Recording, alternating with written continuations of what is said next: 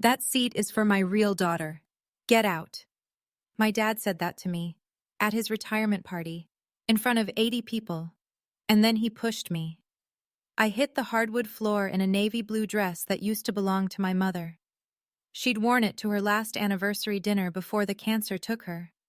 I wore it that night to honor my father. I didn't know it would be the night he denied I existed. But what my dad didn't know, what nobody in that room knew, was that the real daughter he'd just handed my seat to had been stealing from him for 8 months, and my husband had the proof in his jacket pocket. Before I go on, please take a moment to like and subscribe, but only if this story hits close to home. Drop your location and local time in the comments. I'd love to know where you're listening from. My name is Heather, I'm 31, and this is the story of the night I almost lost my father forever. Let me take you back to 3 years before that party, the day everything started to fall apart. My dad, Richard Purcell, spent 35 years as a foreman at a manufacturing plant outside of Dayton, Ohio. He punched in at 6, punched out at 4, and spent his Saturdays dragging me around construction sites in steel-toed boots 2 sizes too big for my feet. He'd point at a beam and say, "See how that carries the load, Heather? Everything holds up something else." I was 9 years old, and I had no idea what he was talking about, but I listened. And years later, I became a structural engineer, and I finally understood what he'd been teaching me all along, that the things you can't see are the things keeping everything standing. My mom, Linda, was an ER nurse. She worked nights so she could be home when I got off the school bus. She smelled like antiseptic and lavender, and she sang off-key while she cooked, and she made our tiny kitchen feel like the warmest room in any house I've ever been in since. She and Dad built their life around a small oak table he'd made by hand the year I was born. 3 chairs, one for each of us. No one extra, no one missing, Dad used to say. Mom was diagnosed with pancreatic cancer when I was 11. She died 14 months later. I was 12. Dad didn't fall apart, at least not where I could see it. He kept going to work. He kept making dinner. He kept sitting at that oak table, in his chair, across from mine. Mom's chair stayed empty. I never asked him to leave it that way. He just did. For 3 years after she died, it was just the two of us. And the silence in that house was heavy, sure. But it was ours. Then Dad told me he'd met someone. He said she'd never replace Mom. I believed him. Victoria Ashford walked into our lives wearing a cream-colored cashmere wrap and a smile so practiced it could have been licensed.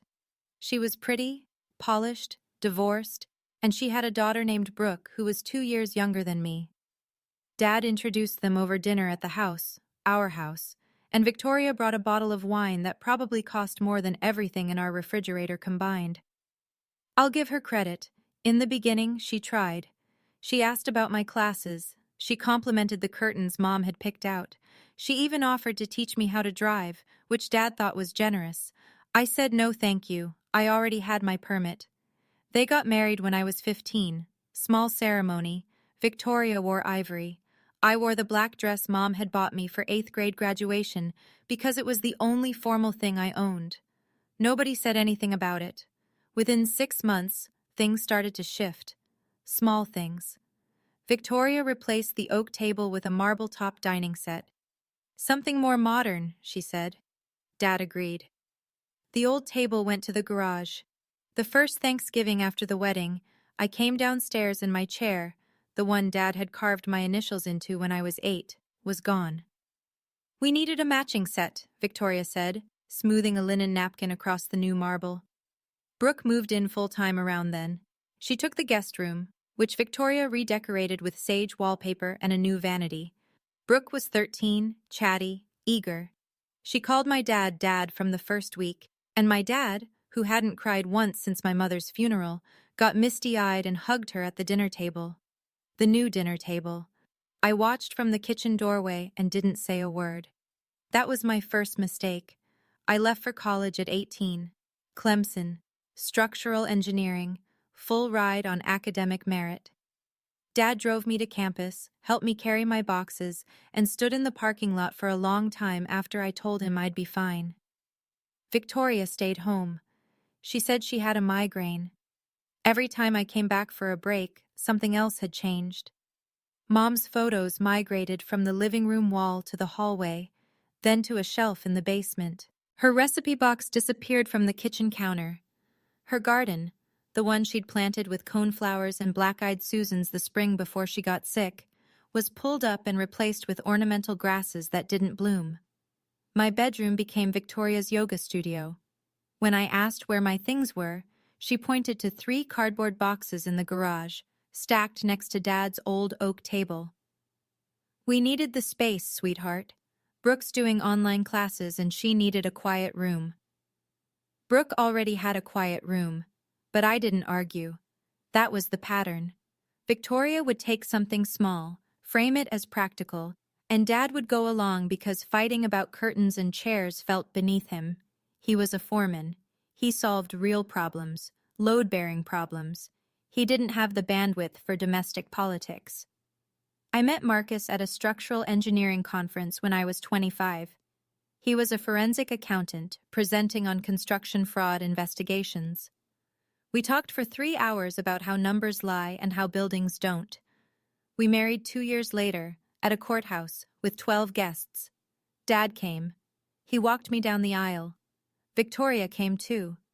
She developed a headache around the toasts, and they left before we cut the cake. The last time my father looked me in the eye, we were standing outside that courthouse. He squeezed my hand and said, "Your mom would have liked him." That was 4 years ago. 3 years before the retirement party, I was managing a bridge inspection in Tennessee when Christmas crept up on me. The project was behind schedule.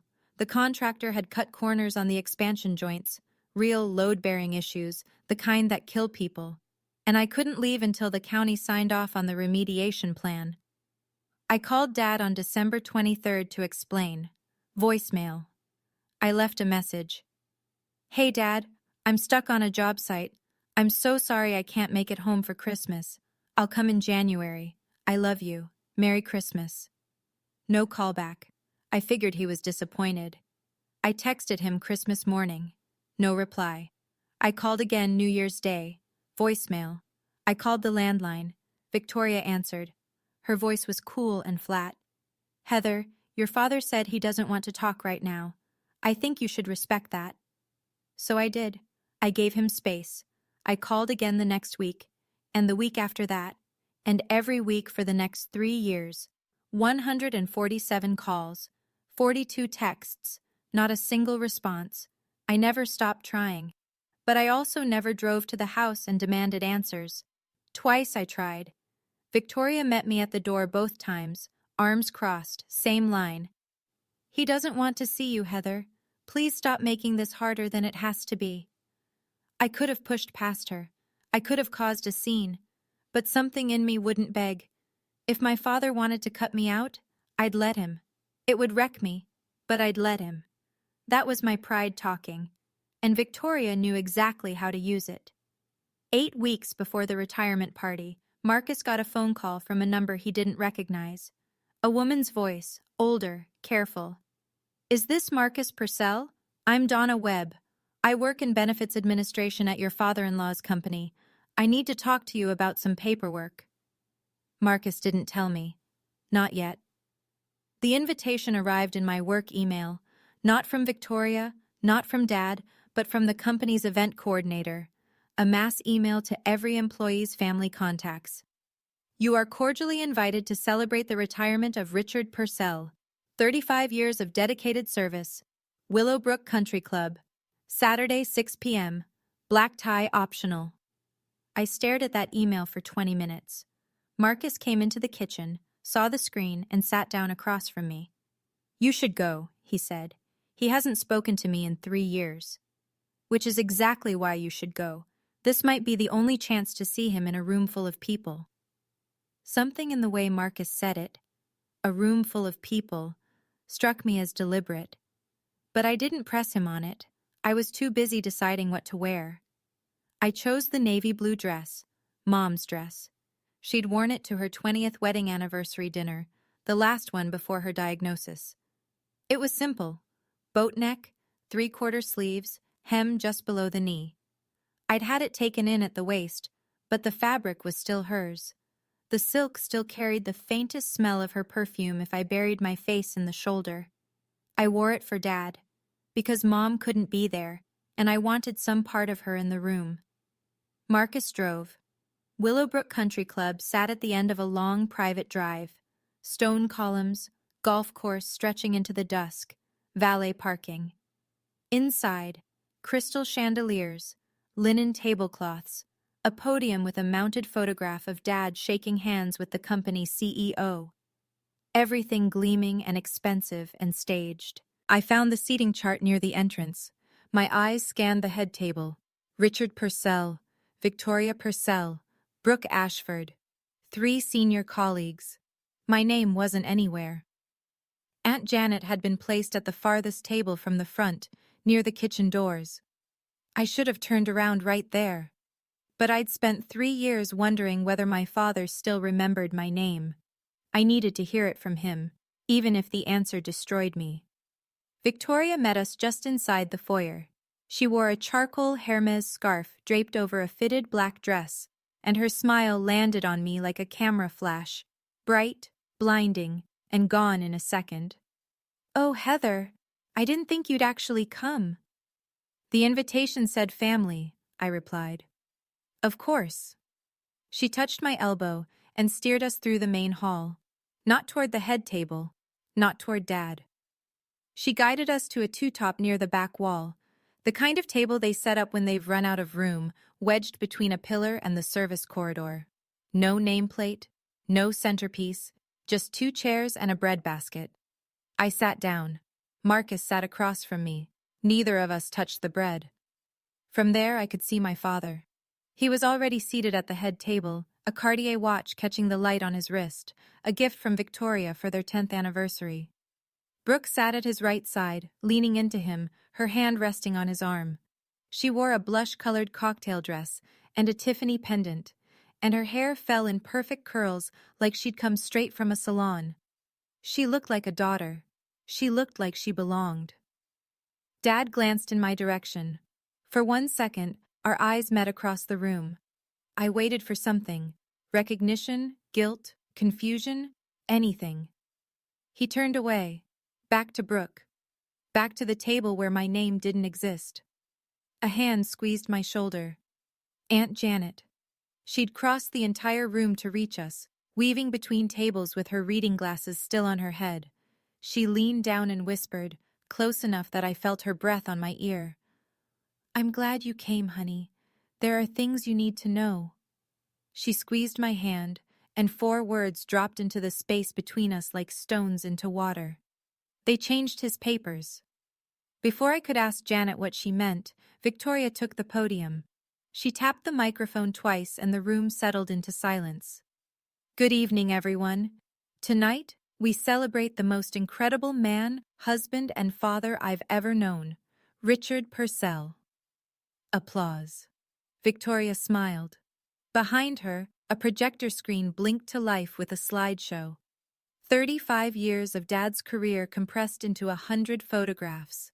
Dad on the factory floor. Dad shaking hands with executives. Dad at company picnics. And then the family pictures started. Victoria and Richard at a vineyard. Brooke and Richard at a football game. Victoria, Brooke, and Richard posing on the porch of the house I grew up in. Photo after photo after photo. Not one image of me. Not one image of my mother.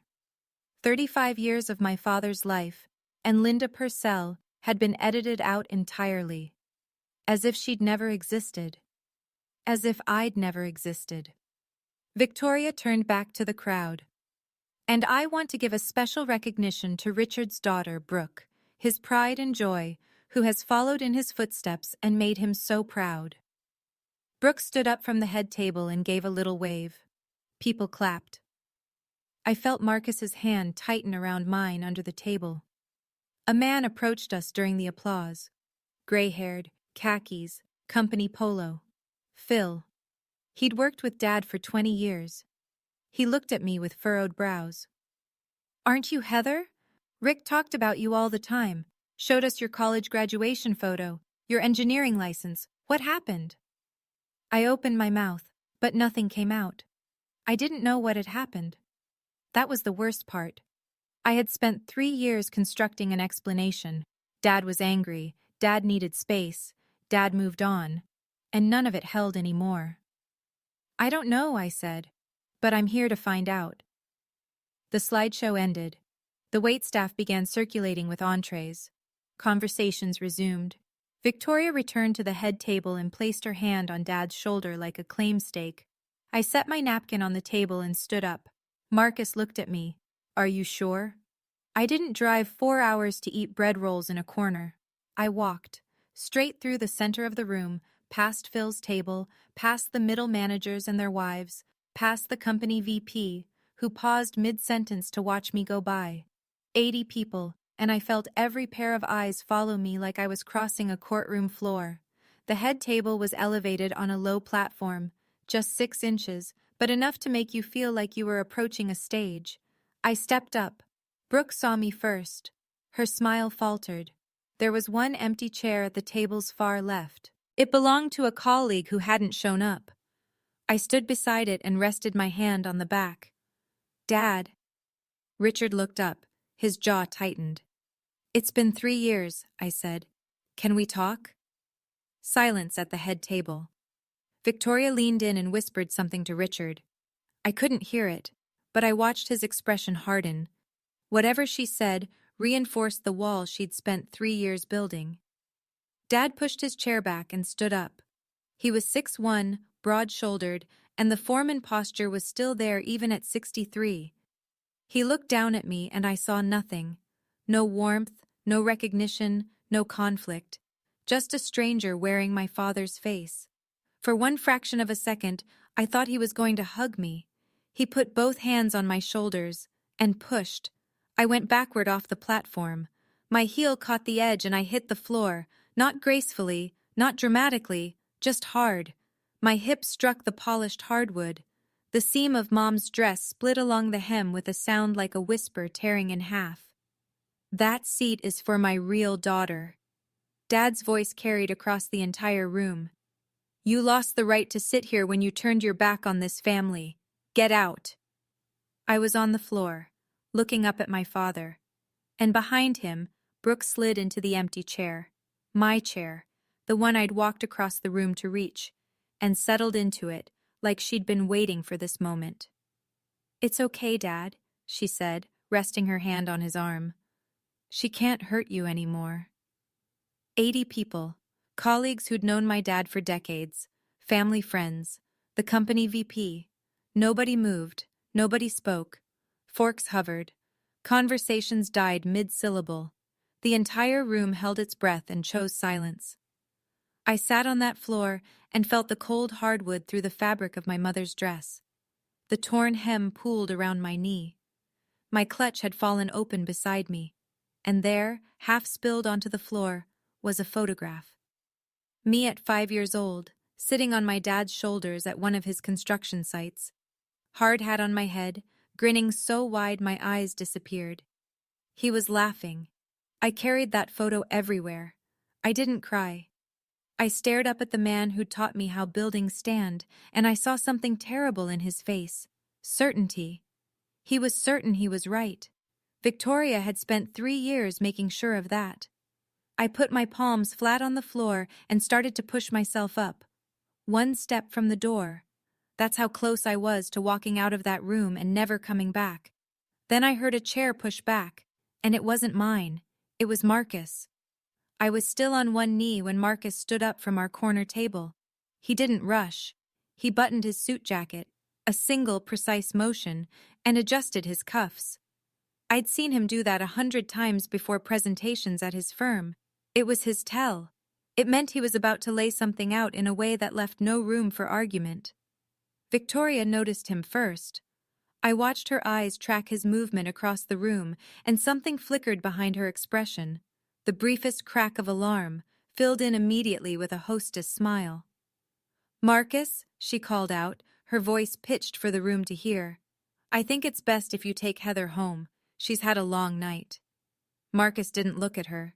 He walked past the center tables, past Phil, past the murmuring guests who couldn't decide whether to stare or pretend nothing was happening. He walked straight to me and offered his hand. I took it. He pulled me up. He looked at the torn hem of Mom's dress, and his jaw tightened, and for 1 second, I saw something cross his face that wasn't calm at all. He set it aside. He steadied me, then turned toward the head table, toward my father. Mr. Purcell. His voice was conversational. Not loud, not aggressive. The tone you'd use in a conference room, not a confrontation, but every syllable carried. I'm Marcus, your daughter's husband. The daughter you just pushed to the floor. Richard's face reddened. I don't have anything to say to you. Take her and leave. I understand, sir, but before we go, I have one question. Marcus paused. When was the last time you personally picked up your phone and checked your messages? Richard blinked. What? It's a simple question, sir. Victoria stood up so fast her chair scraped the platform. Marcus, this is not the time or place. Actually, Mrs. Purcell, Marcus said, still looking at Richard. This is exactly the time and place. Okay, I need to pause here for a second, because at that moment, I was ready to leave. I was ready to let my father have the life Victoria had built around him. But Marcus had been sitting at that corner table, quiet the whole evening, holding something in his jacket pocket that nobody in the room knew about. Something that would change everything. Before I tell you what happened next, if this story has hit you somewhere personal, hit that like button. And if you've ever had someone stand up for you when nobody else would, tell me about it in the comments. Now let me tell you what Marcus did. While Marcus stood at the head table, Victoria's recovery was almost beautiful in its precision.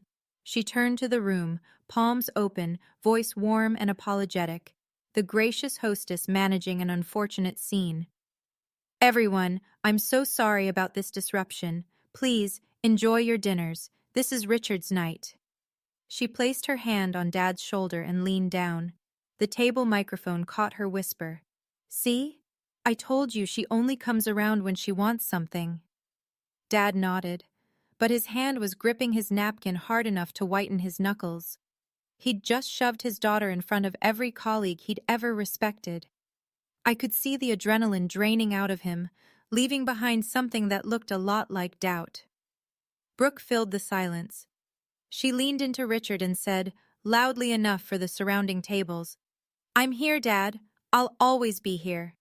She rubbed his arm, and a few guests offered sympathetic smiles in their direction, the dutiful daughter comforting the beleaguered father. The narrative was holding. From her seat near the back, Donna Webb, a silver-haired woman I'd never met, watched the entire scene with an expression I couldn't read at the time. She caught Marcus's eye across the room and gave a small, deliberate nod. I didn't understand what it meant. I would soon. Phil, the gray-haired colleague who'd spoken to me earlier, broke the hush at his table. That was wrong, Rick. His voice was low but firm. That girl drove 4 hours to be here. Dad didn't answer. Victoria pressed on, lifting her champagne glass. To Richard, and to the family that chose to stay. A scattering of glasses rose, polite, uncomfortable. The kind of toast people drink to because refusing would require a courage nobody in that room had summoned yet.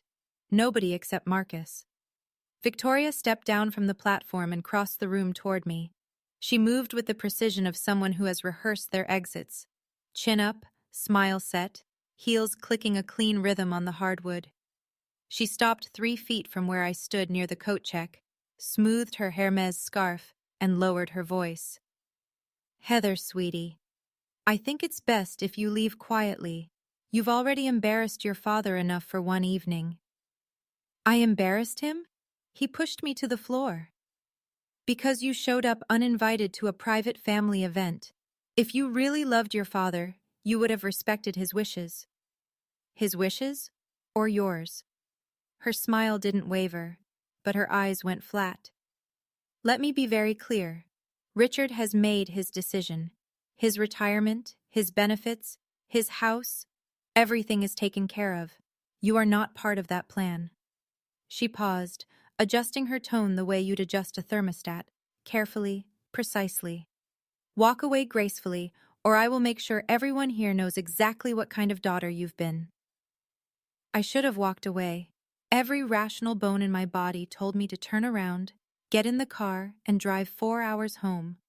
But something she'd said, his benefits, his house, everything is taken care of, landed wrong. It sounded less like a wife protecting her husband and more like an investor protecting a portfolio. What kind of daughter calls her father every week for 3 years and never gets an answer? I said. Victoria's face changed. It was fast, a half second of something raw and startled, and then the mask slid back into place. I don't know what you're talking about. But I'd seen it, that micro-expression, that flinch. She knew about the calls. She'd known the entire time. Marcus had been watching from the center of the room. I didn't know it then, but he'd been waiting for this exact moment, the point where Victoria would overplay her hand. He'd told me later that the plan was never to confront her. It was to confront my father. Victoria was just the obstacle. He walked toward the head table with the kind of unhurried pace that makes people stop chewing. Every step deliberate, hands at his sides. He passed Victoria without a glance and stopped directly in front of Richard. The room noticed. Conversations thinned. Forks paused. Mr. Purcell, Marcus's voice was steady. Before your wife called security, which I assume she's about to do, I'd like to ask you one more question. Richard glared. I told you to leave. I heard you, and I will. Right after you answer this, when was the last time you personally reviewed your 401k beneficiary designations? The question landed like a stone in still water. Richard's expression shifted from anger to confusion. My beneficiary? What does that have to do with anything? When was the last time you checked? I don't know. Years ago.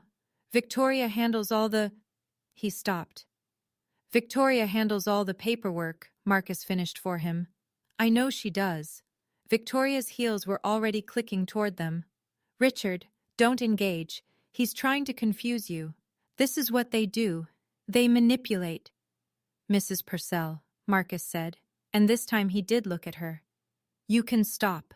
I already have the paperwork. He reached into his jacket and pulled out a manila envelope. It was thick, maybe 20 pages folded inside. He set it on the table in front of Richard with the same care you'd use to place a document in front of a judge. The room went quiet for the second time that evening. But this silence wasn't directed at me. Victoria recovered faster than I thought possible. She pivoted, physically and strategically, and placed herself between Marcus and Richard, her hand on her husband's arm, her body angled to block the manila envelope from his line of sight. Richard, listen to me. They're trying to ruin your night. This is your retirement. 35 years, and they want to turn it into some kind of courtroom drama. She looked at the nearest guest with wide, wounded eyes. I'm so sorry, everyone. Heather has always been difficult. We've tried everything. A few people at the surrounding tables shifted in their seats. One woman reached out and patted Victoria's arm. The narrative was tipping back in her direction. I stood near the coat check, watching Marcus hold his ground while Victoria performed the most convincing act of victimhood I'd ever seen. I felt the fight draining out of me. She was too good at this. Then I noticed something. Marcus had set the manila envelope on the table, and it had opened slightly from the weight of its contents. Inside, I could see 2 documents, forms of some kind, set side by side. Different fonts, different dates. I couldn't read the text from where I stood, but I recognized the layout. I'd seen beneficiary forms before, during our own life insurance paperwork. Marcus had been sitting at our kitchen table 2 weeks ago, comparing 2 documents late at night. When I asked what he was working on, he'd said, "Something for a case. I'm not sure yet. I need to verify it." He hadn't been working on a case. He'd been working on this. "Mr. Purcell," Marcus said quietly, "I'm not here to ruin your evening. I'm here because someone has been systematically dismantling your financial future, and you don't know it yet." Victoria's voice shot up. "Richard, tell him to leave." Richard's hand hovered over the envelope. He hadn't opened it, but he hadn't pushed it away either. "Even if any of this were true," Richard said slowly, "what does Brooke have to do with my retirement account?" "She owes $180,000 from a failed startup," Marcus said. "Did you know that?" Richard's head swiveled toward Brooke. She was still seated in the chair she'd taken from me. Her face went pale. That's not true. He's lying, Dad." "Of course he's lying," Victoria said, pressing closer to Richard's side. "He's an accountant. They twist numbers for a living." Marcus didn't flinch. "I'm a forensic accountant, actually. Checking numbers for accuracy is literally what I do for a living. I spend my days identifying when financial documents have been altered." He let that hang for a moment. "Sir, can I show you what's in this envelope? That's all I'm asking. 60 seconds of your time." The room had gone so quiet I could hear the ice shifting in water glasses 3 tables away. Guests who'd been pretending to eat had given up the pretense. Everyone was watching. Richard stared at the envelope. Victoria stared at Richard. Brooke stared at the tablecloth. "Even if Brooke has debt," Richard said, "that's her business. What does it have to do with me?" 8 months ago," Marcus said, "someone submitted a change of beneficiary form on your 401k retirement account and your pension. The original form named Heather as your primary beneficiary at 50%. The new form names Brooke Ashford as sole beneficiary, 100%. Richard's mouth opened, then closed, then opened again. "That's impossible. I never signed any—" "I know you didn't, sir." Marcus opened the envelope and placed 2 forms on the white linen tablecloth, side by side. "That's exactly the problem." Richard looked down at the papers. His face changed, slowly, like a man watching a house he built start to tilt on its foundation. The form on the left was dated 12 years ago. Beneficiary: Heather Purcell, 50%. Estate of Linda Purcell, 50%. The signature at the bottom was Richard's. The looping R, the heavy downstroke on the P, all of it unmistakable to anyone who'd watched him sign permission slips and birthday cards for 30 years. The form on the right was dated 8 months ago. Beneficiary: Brooke Ashford, 100%. And the signature. Richard picked up the second form. He held it close to his face, then pulled it back. His lips moved like he was sounding out letters. "This isn't my signature. The R is wrong. I always loop the R. This is straight. I've never written my R like that." "I know," Marcus said. Victoria stepped forward. "Richard, those documents are fabricated. Marcus printed them himself. You can't possibly—" "I've seen my own handwriting for 63 years, Victoria." His voice was different now, stripped of the anger he'd carried all evening, replaced by something thinner. Bewilderment. "This is not my name." Brooke scraped her chair back and stood. "Dad, they're setting us up. This is what Heather does. She manipulates—" "Sit down, Brooke." Richard didn't raise his voice. He didn't need to. He was still looking at the second form, turning it over in his hands like a man discovering termites in a beam he'd assumed was solid. Victoria tried one more angle. She softened her voice, almost tender. "Richard, you signed those papers yourself. You just don't remember because you've been stressed about the transition. Retirement is overwhelming, honey. Your mind—" "My mind is fine." He set the form down, looked at Marcus, looked at Victoria, looked across the room at me, still standing near the coat check, still wearing my mother's torn dress. Then a chair pushed back from a table in the far corner of the room. Donna Webb rose to her feet. Donna Webb was 58 years old and had worked in benefits administration at Dad's company for 22 years. She was the kind of woman who wore sensible flats and reading glasses on a beaded chain, and she carried a leather folio everywhere because she believed in paper trails the way some people believe in prayer. She'd processed every benefits enrollment, every insurance claim, and every retirement form Richard Purcell had filed since he was 39 years old. She crossed the room without hurrying. "Excuse me," she said. "I think I need to add some context here." Victoria turned on her. "Donna, this is a private family matter. It has nothing to do with—" "Ma'am, I've been Mr. Purcell's benefits coordinator for 22 years. When someone submits a change to an employee's retirement beneficiary using what appears to be an irregular signature, that's a company matter." The room sharpened. Guests who'd been wavering between sympathy for Victoria and curiosity about Marcus now sat up straighter. Donna opened her folio. 8 months ago, a change of beneficiary form was submitted for Mr. Purcell's 401k and pension accounts. It arrived via email, which is unusual because in 22 years, Mr. Purcell has never once submitted paperwork electronically. He always came to my office in person. Richard nodded slowly. "That's right. I always came to you, Donna." "I flagged the discrepancy with HR 2 months ago," Donna continued. "The signature didn't match our records, and the email it was sent from was a personal Gmail account, not Mr. Purcell's company email." She paused. "I reached out to Marcus because he's listed as Heather's emergency contact and next of kin. I thought the family should know." Victoria's voice went thin. "You had no right." "I had every obligation," Donna said calmly. "I've watched this man build his retirement for 30 years. I wasn't going to watch someone dismantle it with a forged signature." Marcus reached into the envelope again. This time he pulled out a printout. Several pages stapled together. Rows and rows of dates, times, and phone numbers. "Mr. Purcell, your wife told you that Heather never calls, that she turned her back on this family, that she didn't care." Marcus set the printout next to the beneficiary forms. "These are Heather's phone records from the past 3 years, obtained directly from her carrier. 147 outgoing calls to your phone number, 42 text messages, every week, sometimes twice a week, for 36 consecutive months." Richard picked up the printout. His finger moved down the columns, call after call after call. The dates lined up like a drumbeat, every Sunday, almost without exception. That can't be right," he said.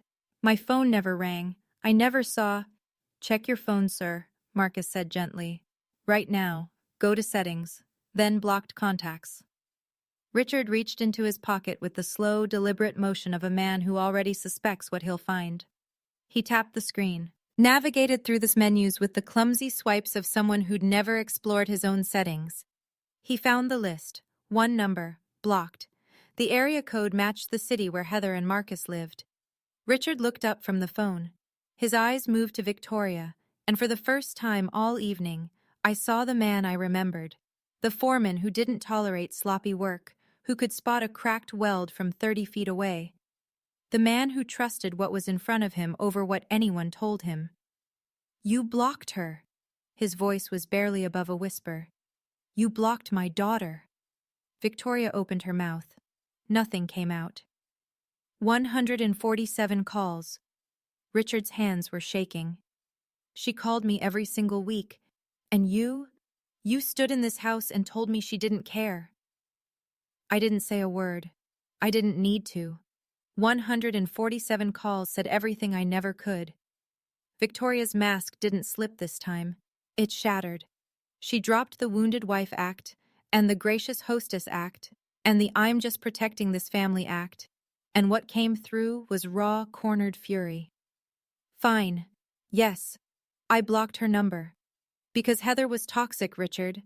She was trying to control you. She was trying to control you. She was trying to turn you against me and Brooke, and I was protecting this family from—" "She was my daughter." Richard's voice broke on the word. Not a shout. Something worse. A crack running through concrete. Victoria charged forward. "She was a grown woman who refused to accept that you had a new life. Every time she called, you got confused. You got sad. You started asking questions about Linda, about the old house, about things I'd spent years helping you move past." Helping me move past my dead wife? Helping you heal? Brooke tried to intervene. Mom, stop. Just stop. Victoria wheeled on her own daughter with a ferocity that made Brooke flinch. Don't you dare. Everything I did, every single thing, was for you. Because your father left us with nothing, and I had to make sure that… She caught herself. But the sentence was already out there, hanging in the air like smoke. Richard stared at her. Had to make sure that what, Victoria? That Brooke would be taken care of. Victoria's voice dropped. The fight went out of her as quickly as it had ignited. Brooke's father abandoned us. He left us with debt and nothing else. And Brooke's company failed, and she owes more than she'll ever… I had to think about her future. I had to. So you stole mine, Richard said quietly. I redirected it. For our family. Our family. Richard repeated the words like he was tasting something spoiled. You erased my daughter, forged my name, and looted my retirement fund, and you call that family. Victoria had no answer for that. For the first time in 16 years, she had no answer at all. Aunt Janet stood up from the back of the room. She didn't rush, didn't raise her voice. She just walked to the center of the room and faced her brother with the steady expression of a woman who'd been waiting a very long time to say what came next. Richard, I've been trying to tell you this for years. Richard turned to her, and I could see the exhaustion settling into his shoulders, the posture of a man who'd spent the last 10 minutes discovering that the floor he'd been standing on was rotten. I watched Victoria shut Heather out of this family piece by piece, Janet said. The photographs, the phone calls, the holiday invitations that somehow never reached her. I came to you 5 separate times and told you something was wrong, and every time you said the same thing. Janet, you just don't like Victoria. Stay out of it. No, Richard. You pushed your daughter to the floor tonight, in front of every person you've worked with for 35 years. You need to sit with that. Phil nodded from his table. A few others did too. The kind of quiet, weighted nods that don't need words. Richard lowered himself back into his chair at the head table. He set his phone on the linen cloth, screen still showing the blocked contacts list. His hand rested on the printout of phone records. 147 calls mapped in black and white. The Cartier watch glinted under the chandelier. He didn't look at Victoria. He didn't look at Brooke. He looked at the empty space in front of him. The space where the retirement speech should have lived, where the champagne toasts and the proud family portrait should have happened. All of it gone, replaced by paper trails and silence. Janet's voice carried across the still room. I loved you enough to keep trying, Richard, but Heather loved you enough to call 147 times when you never picked up. Think about which one of us gave up.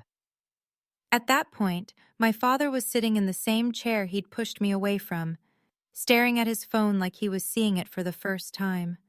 And honestly, part of me wanted to walk away right then, let him sort through the wreckage on his own. But that's the thing about family. The people who hurt you the deepest are the ones whose apology would mean the most. So what happened next? Did Richard finally see it all clearly? Or did Victoria find one last lie to save herself? Stay with me. Richard stood up from the head table. He moved slowly, like someone walking through water, fighting current with every step. He stepped off the platform and crossed the ballroom floor. Victoria called after him. Richard, where are you going? Richard! He didn't turn around. 80 people watched my 63-year-old father walk the length of that room, past the tables of colleagues, past the champagne flutes and the linen napkins and the framed portrait of himself shaking hands with the CEO, past all of it. He stopped in front of me. We stood 3 feet apart, close enough to touch, close enough for me to see the vein pulsing at his temple and the shine in his eyes that he was fighting to control. His gaze dropped to my dress, the torn hem, the navy silk, the boat neck my mother had picked out 20 years ago. That's your mother's dress, he said. Yes. You wore your mother's dress to my party. I wore it for you, Dad, because Mom would have wanted to be here tonight. Something broke behind his face, not all at once, not a clean fracture, more like a dam that had been leaking for years, finally giving way at the center. He looked down at his own hands, the same hands that had pushed me to that floor 20 minutes earlier. "I pushed you," he said. "Yes." "In front of everyone." "Yes." He looked at the Cartier watch on his wrist. Then he looked at me. And whatever Victoria had spent 3 years whispering into his ear, "Heather doesn't care. Heather chose to leave. Heather isn't your family anymore." I watched all of it drain out of his expression like water through a cracked foundation. He opened his mouth, and for the first time in 3 years, the words that came out were his own. "Heather, I—" He stopped, swallowed, tried again. "I don't know how to say this." I waited. I didn't help him find the words. That might sound cold, but I'd spent 3 years calling a phone that never rang. I wasn't going to make this easy. He owed me the effort of finding the right words himself. "I believed everything she told me," he said. "Every word. Because it was easier than admitting I was losing you, and I didn't know how to stop it." He paused. "After your mother died, I didn't know how to be a father on my own. Victoria made it simple. She handled everything. And I let her, because handling things myself meant facing how badly I was failing at all of it." He turned back toward the room. 80 faces stared back at him. "I owe my daughter an apology," he said, loud enough for the back tables. "Not just for tonight, for 3 years.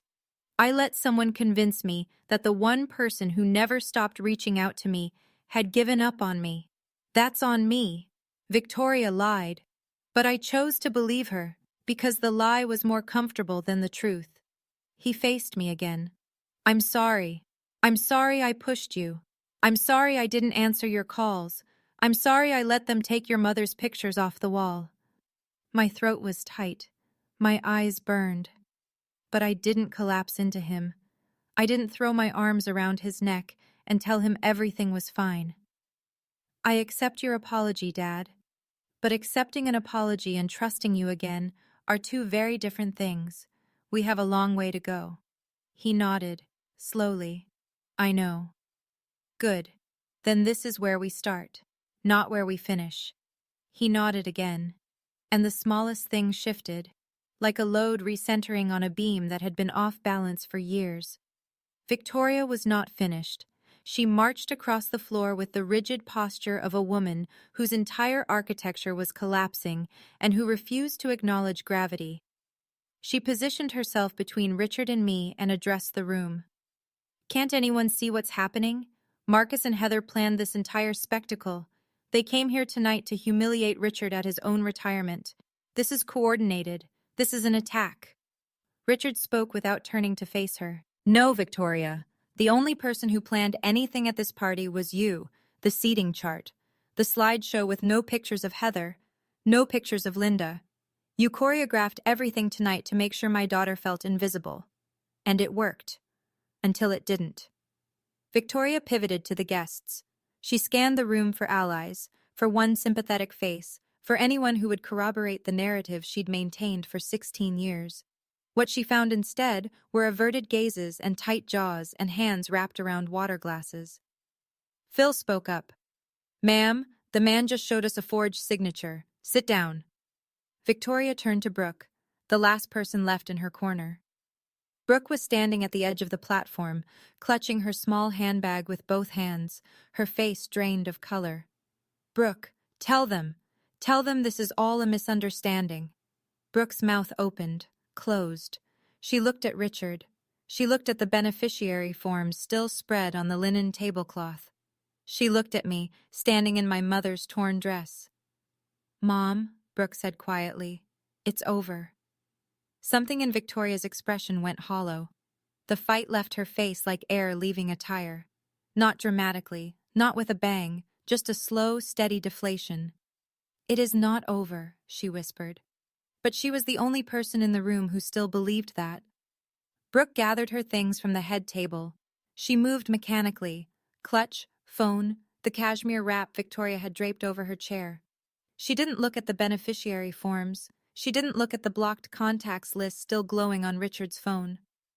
She walked off the platform and headed for the door, but she stopped in front of me. "I didn't know about the signature," she said. Her voice was thin. "I swear to you, Heather, I didn't know she forged his name." "But you knew about the phone," I said. "You knew I was calling. You knew I was being blocked." Brooke didn't answer right away, and that silence, 3 seconds, maybe 4, carried more honesty than anything Victoria had said all evening. "I wanted a dad," Brooke finally said. Her eyes were wet. "My real father left when I was 6, moved to Portland with his girlfriend and never looked back. Richard was the first person who ever," her voice cracked. "He made me feel like I mattered." I understood that. I understood it completely. And understanding it didn't make me less angry, but it made my anger more precise. I understand wanting a father, Brooke, but you don't get one by erasing someone else's daughter. She held my gaze for a long moment, then she nodded, a small, tight movement, and walked toward the exit. Victoria called after her, sharp and desperate. "Brooke! Brooke!" Brooke pushed through the double doors and didn't look back. Around the room, a shift was happening, the slow, collective exhale of 80 people processing what they'd just witnessed. A few of Richard's colleagues stood up and drifted toward him. Handshakes, quiet words. Donna moved to Marcus's side and nodded once, the kind of nod that meant the job is done. I didn't hate Brooke. I hated what she'd allowed to happen. There's a difference, and it was one she'd have to sort out on her own. Victoria stood alone at the head table. The chair beside her was empty, Brooke's seat. The chair on the other side was empty, Richard's. The linen tablecloth still held the 2 beneficiary forms, the phone records, the remains of a celebration that had turned into something else entirely. Richard faced her from across the room. "Victoria, I think you should go home." "This is my party too, Richard." "No, this was supposed to be my retirement, 35 years of my life, and you turned it into a stage for your scheme. Go home, we'll talk tomorrow, with a lawyer present." Victoria picked up her clutch, a Chanel bag, black quilted leather with gold hardware. She adjusted the Hermes scarf around her neck. She drew herself up to her full height and surveyed the room one last time. 80 people who'd spent the evening watching her performance unravel, stitch by stitch. She walked toward the exit. Her heels struck the hardwood in a slow, measured rhythm, the only sound in the entire ballroom. At the door, she stopped and turned back. She looked directly at me. Not at Richard, not at Marcus. At me. There was no pretense left. No warmth, no strategy, no practiced grief. Just fury. Pure, unfiltered, 16 years in the making fury. I looked back at her. I didn't flinch. I didn't speak. After 3 years of silence, I'd gotten very good at it. The door closed behind her. The room released a breath it had been holding for an hour. Conversations stirred, tentative and low. Glasses clinked. Someone laughed nervously. The world began to rotate again. Richard stood at the center of the room, looking at the empty head table, at the empty chairs. Then he looked at me. "That seat was always yours, Heather. I just forgot." He didn't offer me the chair. He pulled it out for me. And for the first time in 3 years, I sat next to my father. The rest of the party dissolved slowly. Guests said their goodbyes. Some shook Richard's hand and didn't mention what had happened, which was its own kind of acknowledgement. Others, Phil, a few of the older supervisors, clasped his arm and said things like, "You've still got people who care about you, Rick." Richard nodded at each one, but his eyes kept drifting back to the 2 forms on the table, as if staring at them long enough might undo what they represented. After the last guests filed out, Donna approached us. She'd waited deliberately. She was a woman who understood the difference between urgency and timing. "Mr. Purcell," she said, "given what was presented tonight, I'll need to file a formal report with HR and legal first thing Monday morning. Your beneficiary designations will be frozen pending an internal investigation. No changes, no withdrawals, no distributions until we've verified the chain of custody on every document." Richard nodded. "Do what you need to do, Donna. And thank you. You didn't have to come forward like that." Yes, I did. She closed her folio. I also pulled the email submission logs before tonight. The beneficiary change was sent from a personal Gmail address. The IP address traces back to a residential location, your home, Mr. Purcell. And this isn't the first irregularity. 2 years ago, a request was submitted to add Brooke Ashford as a beneficiary on your company life insurance policy. I rejected it because she doesn't qualify as a legal dependent. Richard closed his eyes. 2 years. Victoria had been working on this for at least 2 years, and he'd never known. Marcus stood beside me. Your 401k and pension, together, they're worth roughly $420,000. If the forms had gone through unchallenged, you would have retired with nothing in your name. Everything I earned, Richard said quietly. 35 years. Every cent of it, Marcus confirmed, would have gone to Brooke Ashford the day you filed your final paperwork. Marcus and I drove home in the dark. The highway was empty. Fields slid past outside the windows like dark water, and neither of us spoke for the first 20 miles. I looked down at Mom's dress. The hem was torn from where I'd hit the floor. A thread hung loose near the knee. I ran my thumb over it and thought about how some things can be mended and some things can only be worn with the damage showing. You knew, I said, before tonight. I knew for 2 weeks. Donna called me 2 months ago with her concerns. I spent the rest of the time pulling records, verifying signatures, cross-referencing the submission logs with the company's internal audit trail. I needed every piece to be airtight before I brought it to your father. Why didn't you tell me? Marcus kept his eyes on the road. Because if I'd been wrong, if the signature discrepancy turned out to be a clerical error, or if Donna's suspicions didn't hold up, I would have been another person making promises about your father that fell apart. You've had enough of that. I wasn't going to give you hope I couldn't back up with documentation. I understood. That was Marcus. He didn't deal in feelings. He dealt in verified facts. And he'd loved me enough to wait until the facts were solid. There's one more thing, he said. When I was going through the phone records, I found something. 3 years ago, Christmas Eve, the night you left that voicemail. You also sent a text. I remembered. Merry Christmas, Dad. I'm sorry I can't make it. I love you. It was delivered, and it was read. The carrier's red receipt shows it was opened at 11:47 p.m., Christmas Eve. My chest tightened. He saw it? Someone saw it. Marcus paused, and then deleted it, and blocked your number the next morning. Victoria had read my Christmas message to my father. She'd seen the words, "I love you, Dad," and erased them. 1 week later, the pieces started falling into place, slowly, unevenly, the way things do in real life when there's no editor trimming the awkward parts. HR completed its preliminary investigation by Wednesday. The second beneficiary form was confirmed as fraudulent. The signature analysis didn't match company records, and the submitting email address was linked to an account registered under Victoria's maiden name. Richard's original beneficiary designations were restored. Heather Purcell, 50%. Estate of Linda Purcell, 50%. The way Dad had written it 12 years ago. The way it should have stayed. Richard met with a divorce attorney on Thursday. Victoria had already moved most of her personal belongings out of the house by then. She'd done it while Richard was at a follow-up meeting at the plant. No conversation, no negotiation, just empty drawers and a closet stripped of Hermes and Chanel. Brooke sent me an email on Friday. 2 lines. You were right about the phone. I should have said something. I read it 3 times. I didn't respond. Not because I was punishing her, but because I hadn't figured out what honest words looked like yet. She deserved a real answer, and I wasn't ready to give one. Richard called me Saturday morning. The first phone call from my father in 3 years. We sat in silence for the first 10 seconds, the kind of silence that used to fill our kitchen after Mom died, full and heavy and strangely familiar. I don't know how to fix this, he said. You don't fix it in one phone call, Dad.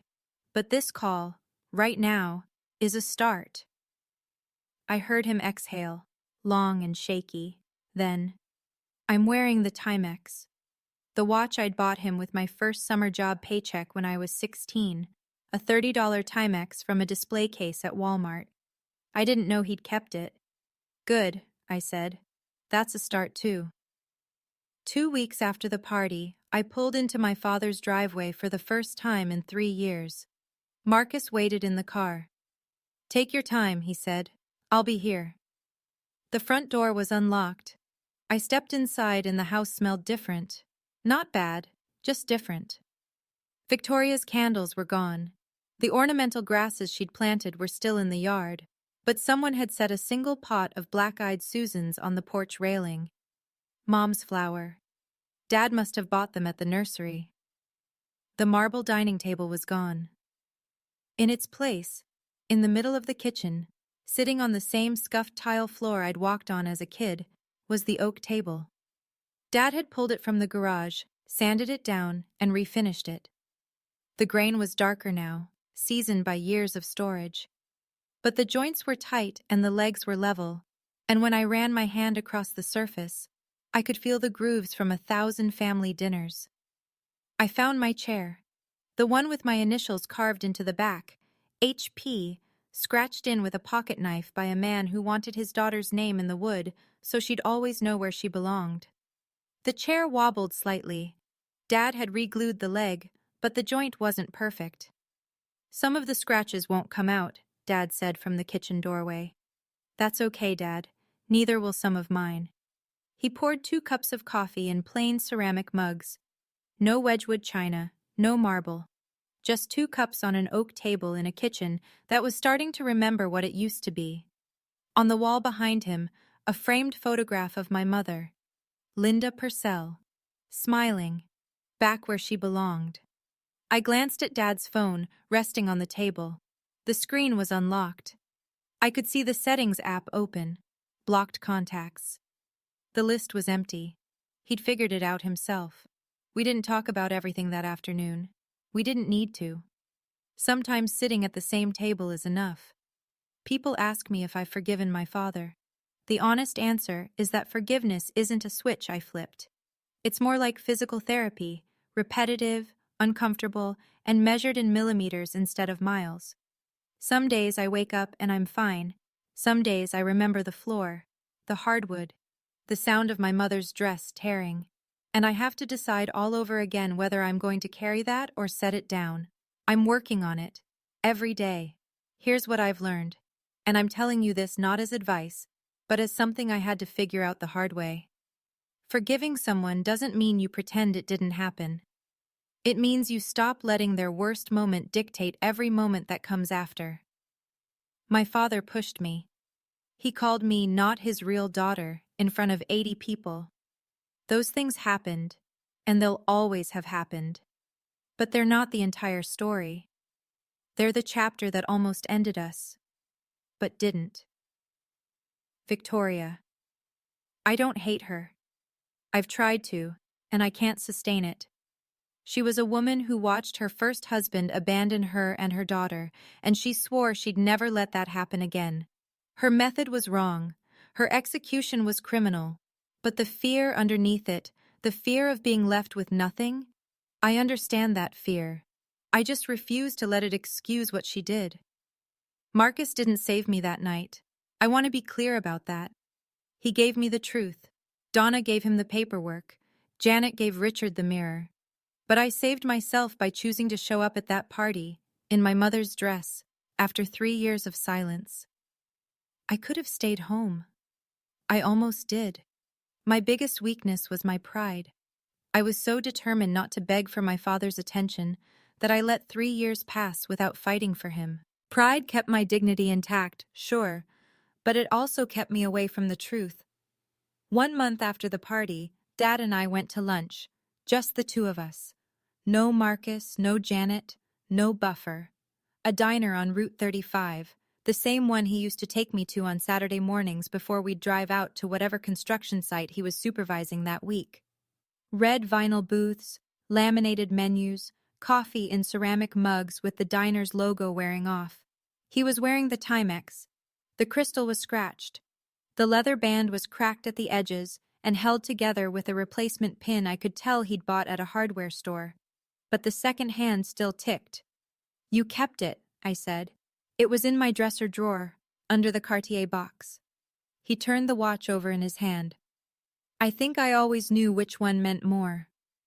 We ordered the same thing, 2 fried egg sandwiches and black coffee, the way we used to when I was 10, and pretending to like coffee because he drank it.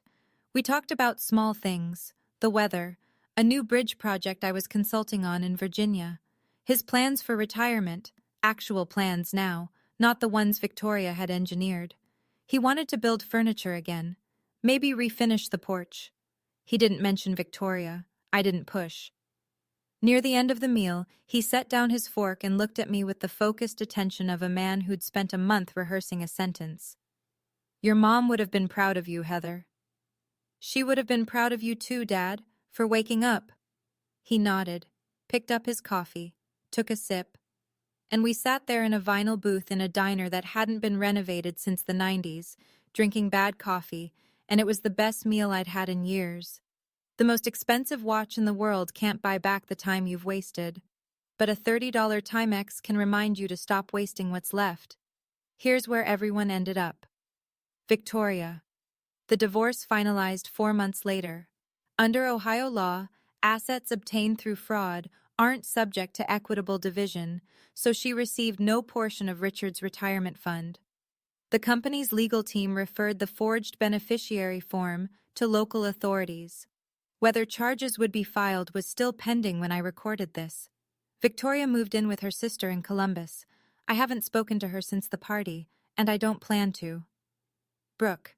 She's paying down her startup debt on a structured repayment plan.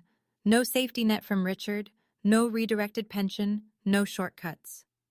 She sent me a second email about 2 months after the first. It was longer. She didn't ask for forgiveness. She described what it was like growing up without a father, and how that loneliness made her willing to look the other way when her mother crossed lines. I read it. I still haven't replied. I'm not sure I will. But I kept it. Donna Webb. She retired the same quarter as Richard. HR gave her a commendation for identifying the beneficiary irregularity. The official language was exemplary diligence in protecting employee retirement assets. She and Dad still talk. She sends him articles about 401k management that he pretends to read. Richard. My dad joined a support group for people who've experienced financial manipulation by family members. He goes every other Tuesday. He's also learning how to use his smartphone, really use it. He can check his blocked contacts list, read his own text messages, and even video call. He's terrible at it. The camera's always pointed at his forehead. I don't correct him. Marcus. Still a forensic accountant. Still checks every number twice. Still the steadiest person I've ever met. And the oak table in Dad's kitchen has 4 chairs now. Richard, Heather, Marcus, Janet. Not 3, not 5. Just enough for the people who chose to stay, not the ones who stayed to take. If you're listening to this and you recognize something, the silence, the blocked calls, the seat that was taken away from you, I want you to know something. You're not invisible. You were just in a room full of people who chose not to look. Don't wait 3 years like I did. Don't let your pride or your self-respect harden into an excuse to stop reaching for the people who matter. I told myself I was being strong by not begging. I told myself I was preserving my dignity. What I was really doing was giving Victoria 3 uncontested years to rewrite my father's reality. My silence didn't protect me. It protected her. But I'll say this too, because it's just as important. Don't fight for people who've shown you they don't deserve the fight. Know the difference. There's a line between loyalty and self-destruction, and you're the only person who can draw it. My father made a terrible mistake. He made it because a woman lied to him every day for 3 years, and he was too exhausted and too afraid of being alone to question it. That doesn't excuse him, but it explains him. And sometimes understanding why someone hurt you is the first step toward deciding whether they've earned another chance. I didn't get a perfect ending. I got a starting point. A kitchen table with 4 chairs and a pot of black-eyed Susans on the porch. A father who answers his phone now. A husband who fights with paperwork instead of fists. An aunt who never stopped knocking on the door. My name is Heather Purcell. I'm 31 years old. I'm a structural engineer, and I build things that are designed to stand, even when the ground shakes beneath them. On Dad's oak table, next to the framed photo of Mom, there's a snapshot of me at 5 years old, sitting on his shoulders at one of his construction sites, wearing a hard hat 3 sizes too big, grinning so wide my eyes disappear. He's laughing. I carry that photo everywhere. Now it stays on the table, right where it belongs. That's the end of my story. But before you go, I want to ask you something. If you could go back and say one thing, just one honest thing, to the family member who hurt you the most, what would it be? Not to fix it, just to say your truth. Drop it in the comments. I read every single one. And if this story made you feel a little less alone tonight, that's everything I could have hoped for. There's another story linked in the description that hit me just as hard to tell. I think you'll understand why once you hear it. Thank you for staying until the end.